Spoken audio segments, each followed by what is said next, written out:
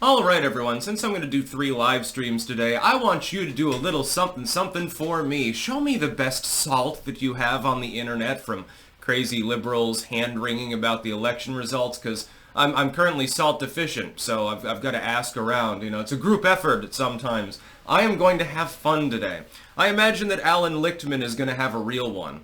I have a feeling he decided to take a double hit of schnapps, and then he probably passed out at some point. I think that there was a live stream that he was on, and it's probably done by now. Either that, or you've got to keep the shoelaces away from him just in case, because I'm sure that man is probably the most ultimately salty, with my keys to the White House. Yeah, which he will retroactively tinker with and say, well, it's not the keys' fault. It's just the way I interpreted them. You know that it's coming. I know that it's coming. It's going to be hilarious, by the way, when he does his apology tour. All the liberals flipping out. The Krasensteins are shitposting and probably have been up all night. I got some sleep. I just went to bed. I'm like, okay, Trump's clearly got this. I'm going to wake up. Trump's going to be president-elect. So, at some point, you need a little bit of a snooze.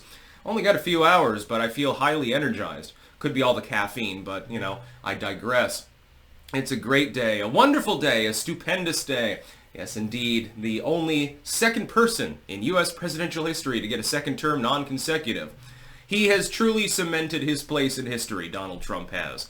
This is the Triple Crown. I've been talking about it for years. This was the only thing left, in true Donald Trump form, by the way, that he could possibly do to put the final capstone on his legacy.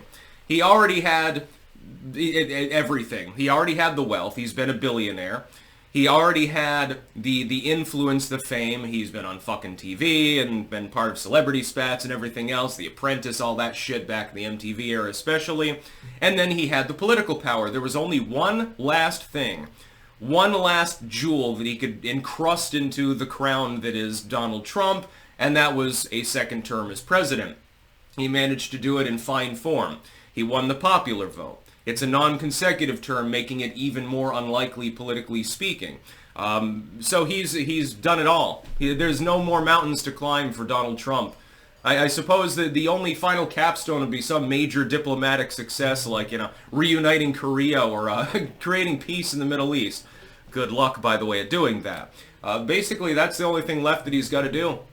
He can't run again. I love how the cope right now, the biggest cope is, well, a convicted felon is now going to be in the White House. Who gives a fuck? Nobody cares. A bunch of white-collar crimes, non-crimes, and persecution. Now Trump is waiting till January 20th. I have a feeling that the hammer is going to fall. I have a feeling that there are some people out there who right now are getting ready with their passport to, flee off into the jungle somewhere. And I hope that Donald Trump does decide to get a little bit of retribution, because after all of this bullshit we've been through for 4 years, he kind of deserves it, and the American people deserve it, to get a little bit of comeuppance. And keep in mind also what this represents. It represents a huge fuck you to the Uniparty. This is the American people saying enough is enough. No, we're not going to turn the page on a good thing. We're turning the page on you. We're turning the page on the neocons and the neolibs who have mismanaged the finances of this country, started a bunch of wars on credit, and done all sorts of stupid shit, domestic and foreign. This represents a repudiation of the Uniparty. It's a repudiation of the Republican. You think that it's just, Republicans versus Democrats? It's not about that. It's more like, hey, Bush, finally just, take a dirt nap, go away. No more Bushes, no more Clintons, that sort of mentality. The salt is flowing freely. It's like going to the goddamn Dead Sea, taking a good drink. I'm seeing. I open Twitter, right after I wake up. The first thing I do is check the map, and I'm like, okay, Trump won. I knew that he was going to. So I'm like, I get a chuckle at that. Then I open Twitter, and it's just a wall of liberals crying and whining and complaining and making excuses. Your candidate sucked. We tried to warn you that your candidate sucked. Biden probably would have done better than Kamala did. Has she even conceded yet? I don't think she's given a concession speech yet. That's going to be a funny one. I'm going to be laughing my ass off the entire time. It's going to be great. And this whole, these weeks to come leading up till January 20th are all going to be monumental, actually, within U.S. history. We've done it. We showed that no matter how much you try to fortify the election, we're still capable of overriding the will of the powers that be if we turn out in large enough numbers, and that's what happened. Donald Trump's turnout, the enthusiasm was simply organically too high for them to be able to figure out what to do to countermand it. They would have needed several million additional ballots to be printed up in the dead of night. Now, they're still printing them right now in Arizona, I'm sure. That state is still up for grabs. But feeling that Trump will be declared the victor today in Nevada, again, extending his majority even further. Alaska, it's not really up in the air. It's just they're later taters because they're on such a different time zone.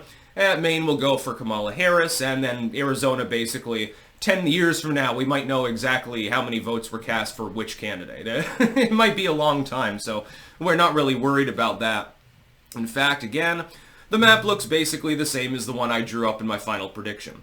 Other than the fact that Arizona, which is, again, still out, I didn't bother to make a prediction for, neither for Pennsylvania, although Trump did clinch that fairly early. There was no guarantee that the Pennsylvania government was telling us that they probably wouldn't have the results on election night. It's just Trump did so well that they're like, okay, well, writing's on the wall. Mail-in ballots aren't going to do it. So I'm having a good day, as you can tell from my energy level. And I'm only half caffeinated right now. Just wait till the live streams later. It's going to be a good one. That's about all. Peace out.